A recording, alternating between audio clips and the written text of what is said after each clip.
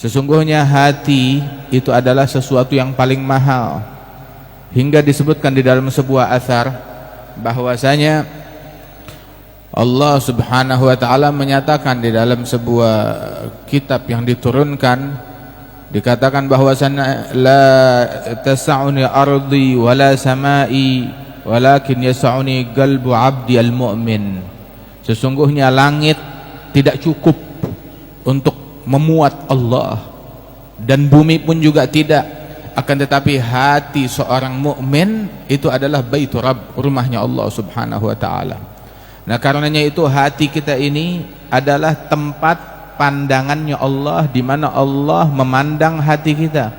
Allah tidak memandang wajah kita, tidak memandang fisik kita, tidak memandang pakaian kita, tetapi yang dipandang oleh Allah Subhanahu wa taala adalah hati, sebagaimana disebutkan di dalam hadis oleh Nabi Muhammad sallallahu alaihi wasallam, innallaha la yanzur ila suwarikum wa la ila ajsamikum innama yanzur ila qulubikum. Yang ditatap adalah hati. Sebagaimana kita malu kalau wajah kita ini ada kotoran di wajah kita, kita malu ketemu orang. Bahkan beberapa orang kalau ada jerawat tumbuh dia malu, minder. Bahkan lagi kalau seandainya ada terkena tinta di wajahnya dia malu. Maka bagaimana halnya hatinya tatkala dia gunakan menghadap Allah, sebab hati itu yang dilihat oleh Allah Subhanahu wa taala. Tidakkah seseorang malu ketika Allah menatap kepada hati orang tersebut, didapati di dalam hatinya ada dengki, ada iri, ada cinta kepada hal-hal duniawi, ada riya, ada ujub, ada banyak penyakit hati. Ketahuilah penyakit hati itu lebih dahsyat daripada penyakit badan. Apa penyakit badan yang paling parah? Kanker. Kanker orang begitu meninggal dunia udah sembuh kankernya, nggak perlu ke dokter lagi, nggak perlu ke dokter, nggak perlu nebus obat, nggak perlu kemoterapi lagi, udah sembuh, selesai sudah kalau sudah meninggal dunia. Tetapi penyakit hati justru kematian bukan akhir dari penyakit hati. Kematian adalah awal dari akibat yang diterima oleh seseorang yang hatinya sakit. Yang namanya riya, yang namanya dengki, yang namanya hasad, itu besok di hari kiamat begitu orang meninggal dunia, dia bakal hadapi itu semuanya, hasil daripada kedengkian dia, hasil daripada riya dan ujub dia, hasil daripada penyakitnya hati dia. Nah itu besok. Karenanya itu beruntung orang yang membersihkan hatinya. Namun orang yang membiarkan hatinya ternoda, dia adalah orang yang celaka. Sayyidina Ibrahim ala nabiyina wa alaihi afdhalus salawat wa azka taslim, tahu kan di dalam doanya kepada Allah taala beliau doa minta apa? Wala tukhzini yauma yub'atsun yauma la yanfa'u malun wala banun illa man atallaha biqalbin salim. Ya Allah, jangan hinakan aku di hari kebangkitan, hari di mana harta enggak bawa manfaat, keluarga enggak bawa manfaat, tahta enggak bawa manfaat. Kesian orang yang menyangka bahwasanya tahta, anak ataupun juga harta bisa nolong dia besok di hari kiamat. Lah, enggak bisa nolong dia besok di hari kiamat. Illa, kecuali man atallaha biqalbin salim, yang selamat dari kehinaan, dari kehancuran adalah orang yang datang menghadap Allah membawa hati yang selamat.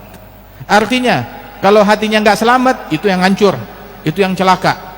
Manakala hati enggak selamat, enggak ada gunanya. Wa in kan mulkul ardi fi qabdati yaddi, barang siapa yang datang membawa hati yang cacat, enggak ada gunanya walaupun dia datang menghadap Allah membawa kerajaan langit dan bumi, tapi hatinya kotor, belepotan dengan dengki dan iri, waliyadzubillahi min dzalik.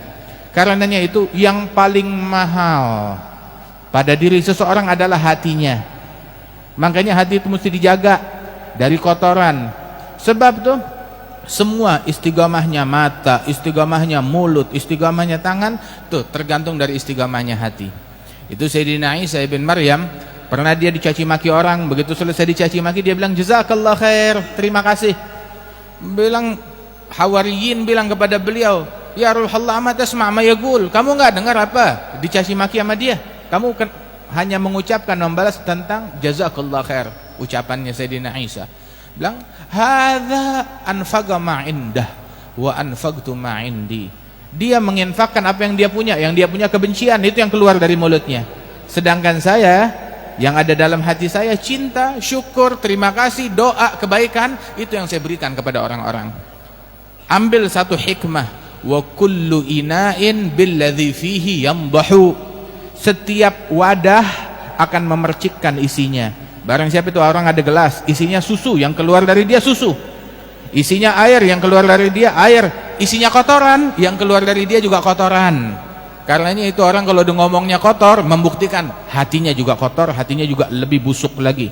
Barang siapa yang berucap yang tidak baik, berarti keburukan yang ada di dalam hatinya tersebut. Adapun mukmin, yang keluar dari dia adalah semuanya kebaikan, semuanya keluhuran, semuanya adalah kesantunan.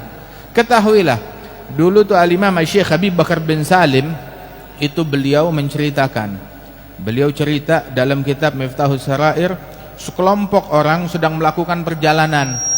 Tatkala di perjalanan, alhasil mereka terdampar, tersesat di hutan, nggak tahu jalan untuk masuk ke perkampungan. Mereka bingung, mana ini? Tahu-tahu di hadapan mereka ada seekor singa besar yang siap melahap mereka. Ketakutan, di depan mereka ada singa. Tahu-tahu itu satu orang soleh di dalam kelompok itu datang menghampiri singa tersebut. Dia kasih salam, dipegang telinganya tuh singa. Dia tanya, "Assalamualaikum, saya mau tanya, kami ini tersesat, tolong tunjukkan kepada kami di mana jalan ke perkampungan." Itu singa bagaikan kucing, hanya ngangguk-ngangguk aja, mengisyaratkan kepada mereka untuk ikutin dia. Dibawa ke perkampungan, terus jalan. Itu teman-teman yang ikut perjalanan bersama dia heran, kok kamu berani dengan singa? Umumnya manusia takut sama singa, kok kamu berani dengan singa? Maka dia jawab sebuah kalimat. Dia bilang, antum aslahtumul zahir fakhiftumul asad wa nahnu aslahnal batin fakhafanal asad. Kalian fokus membangun, memperbaiki zahir, fisik, atribut kalian. Itu dia, sibuk dengan kulit, sehingga hasilnya kalian takut kepada singa, takut kepada makhluk. Sedangkan kami fokus memperbaiki hati, sehingga kami nggak takut apapun kepada selain Allah. Dan itu sebabnya Allah Ta'ala jadikan makhluknya termasuk singa takut kepada kami. Sayyidina Umar ibn al-Khattab pernah dulu di Madinah terjadi bencana kebakaran. Itu ada api yang berkobar, gas kah atau api yang berkobar dari gunung itu, hingga api itu membesar mendekati perumahan di Madinah. Maka Sayyidina Umar menghampiri api tersebut dengan rotannya, dia disamperin pakai rotan. Itu api disamperin pakai rotan, itu api langsung mundur mengecil hingga padam di dalam gunung. Masya Allah.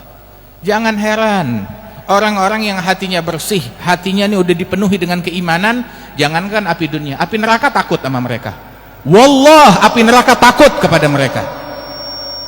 Itu disebutkan di dalam hadis bahwasanya mukmin yang hatinya dipenuhi oleh cahaya iman, besok ketika dia lewat di atas api neraka di jembatan Sirat, ini semua yang ada di sini bakal lewat di atas jembatan tersebut. Semuanya, wa minkum illa wariduha kana ala rabbika hatman maqdiyya. Tidak ada seorang pun pasti akan lewat di atas jembatan tersebut. Cuma yang selamat nggak tahu, lewat pasti, selamat nggak pasti. Mudah-mudahan Allah Ta'ala selamatkan kita semuanya. Ada disebutkan di dalam hadis, orang-orang yang hatinya dipenuhi oleh cahaya iman, hatinya udah bersih, berkilau, ketika dia lewat di atas jembatan Sirat tersebut, itu neraka yang di bawah mereka ketakutan. Itu neraka berkata, juz ya mu'min fa inna nurak tahrigu nari. Cepat lewat wahai mukmin, sebab cahayamu membakar apiku. Aku api neraka enggak kuat sama cahaya imanmu. Sampai-sampai beberapa aulia wassalihin disuruh masuk surga, dia enggak mau. Dia hampiri neraka. Saya masih punya teman ada di dalam api neraka. Dia bilang, "Hei neraka, keluarkan teman-teman saya, orang-orang yang dekat sama saya. Kalau enggak saya masuk, enggak tanggung kalau padam neraka itu." Hingga dikeluarkan. Wah, kata sebagaimana disebutkan di dalam sebagian athar. Karenanya nih, bersihkan hati kita. Orang kalau udah hidup dalam keadaan hati bersih, udah hidup, tinggal loncang-loncang kaki, enggak peduli. Antum tahu Al-Habib Ali bin Abdurrahman Al-Habsyi hidup di zaman kapan? Ngalamin zaman penjajahan Belanda, ngalamin zaman penjajahan Jepang, ngalamin zaman apa lagi namanya tuh, revolusi, ngalamin zaman Masya Allah, sampai zamannya PKI pun juga beliau alami, hingga meninggal tahun 68. Akan tetapi beliau di hatinya nggak ada kerisauan, nggak ada ketakutan kecuali kepada Allah Subhanahu wa Ta'ala.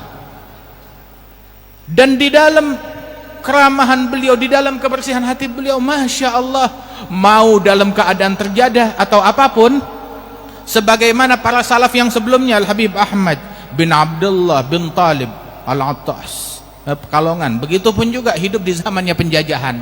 Begitu juga Al-Habib Abu Bakar bin Muhammad As-Segaf yang haulnya besok, hidup di zamannya penjajahan. Masya Allah. Tapi mereka, sebagaimana dikatakan oleh Syekh Habib Bakar bin Salim, nahnul muluk hagigatan la ghairana wallah la malikas siwana yujadu. Kami ini adalah raja-raja pada hakikatnya, nggak ada raja melainkan kami, orang-orang yang diwakilkan kerajaannya oleh Allah Subhanahu wa Ta'ala. Punya apaan mereka? Itu waktu itu pernah di suatu masa, antum ta'rifun Al-Habib Abdul Qadir bin Ahmad As-Segaf pernah berdiri di majelis ini. Al-Habib Abdul Qadir bin Ahmad As-Segaf itu ayah beliau Al-Habib Ahmad bin Abdurrahman.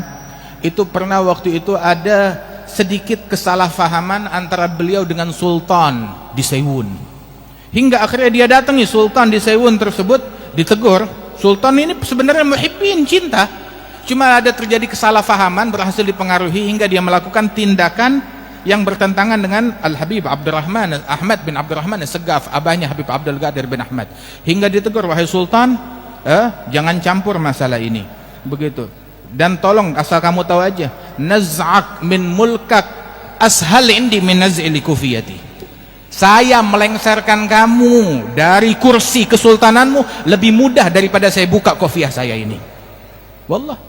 Ada beberapa salatin, raja-raja, kesian sebagian orang menganggap waktu dia ditumpahkan, dipegangkan amanat kerajaan oleh Allah Subhanahu wa Ta'ala, dia nggak sadar kalau itu pinjaman dari Allah Ta'ala. Allahul Malik, Malikal Mulk, raja dari semua kerajaan. Dia membuat beberapa aturan yang tidak benar, akhirnya mengadu kepada beberapa ulama di Tarim. Maka ulama tersebut bilang, sampaikan kepada Sultan, suruh rubah aturan tersebut. Dia nggak mau rubah, suruh rubah, dia nggak mau rubah juga, sampai dia menzalimi beberapa orang, akhirnya bilang suruh rubah, wa illa dia bakalan menyesal. Akhirnya tetap nggak mau rubah. Akhirnya orang alim tersebut masuk ke Masjid Ba'alwi, dia takbir 4 takbir. Tahu 4 takbir? Seperti takbirnya jenazah, Allahu Akbar, Allahu Akbar, Allahu Akbar. Udah, dalam 1 minggu 7 jenazah dikeluarkan dari rumahnya Sultan. Masya Allah. Udah begitu baru dia taubat, rubah aturannya. Wahakadha, bersihkan hati kita. Jangan dengki sama orang, jangan benci sama orang, jangan prasangka buruk sama orang. Wallah, apa sih yang nipu kita hingga kita jadi mau dengki sama orang lain? Apa yang menipu? Siapa yang menipu kita hingga kita membenci kepada sesama muslim? Apa dan siapa yang menipu kita hingga kita menghalalkan untuk mencaci sesama muslim, memaki sesama muslim? Wallah, yang menghalalkan itu penipu, menipu kita. Jangan tertipu. Sungguh kerajaan langit dan bumi terlalu murah hingga kita rela mengorbankan hati kita untuk mendengki, membenci, mencaci, memaki. Jaga hati kita, perbaiki hati kita. Ini kalau mau bicara masalah hati kayaknya sebulan nih nggak ada habisnya. Tapi hidup kita di dunia ini adalah pembelajaran dari Allah Subhanahu wa Ta'ala. Para ulama-ulama kita, awliya was salihin, misal Al-Habib Ali bin Abdurrahman Al-Habsyi, Al-Habib Muhammad bin Ali bin Abdurrahman. Al-Habib Muhammad bin Ali bin Abdurrahman tahu dikenalnya dengan apanya? Dikenalnya dengan kebersihan hatinya. Enggak pernah ngomongin orang, enggak pernah gosipin orang, enggak pernah ngatain orang. Al-Habib Muhammad bin Ali bin Abdurrahman belum terlalu lama meninggalnya. Tapi coba tanya orang yang kenal dengan beliau, kapan Habib Muhammad bin Ali pernah maki orang lain, pernah ngatain orang? Dikatain orang sering, dicaci orang sering. Bahkan orang yang benci sama beliau datang ke majelisnya, ahlan, fadal, naik ceramah maki Habib Muhammad. Wal Habib Muhammad bilang, jazakallah khair, terima kasih. Akhlaknya siapa? Akhlaknya Nabi Muhammad. Pertanyaan, yang memaki mana sekarang? Nggak dikenang, nggak disebut. Wal Habib Muhammad bin Ali bin Abdurrahman, puluhan tahun setelah wafat beliau masih kita kenang, masih kita sebut, masih kita puji akhlaknya, radhiyallahu anhu arba'ah. Nah karenanya itu, nih hati kita bersihkan hati kita. Mudah-mudahan Allah Subhanahu wa Ta'ala membersihkan hati kita dari noda, dari kotoran, dijadikan kita orang yang bertakwa, dan Allah Ta'ala perbaiki keadaan kita sekalian. Amin ya rabbal alamin. Allahumma ij'al jam'ana hadza jam'an marhuma, tafarruqana min ba'dihi tafarruqan ma'suma, wa la taj'al fina wa la minna wa la ma'ana syaqiyan wa la mahruma. Sallallahu ala sayyidina Muhammad wa ala alihi wasallam, walhamdulillahi rabbil alamin.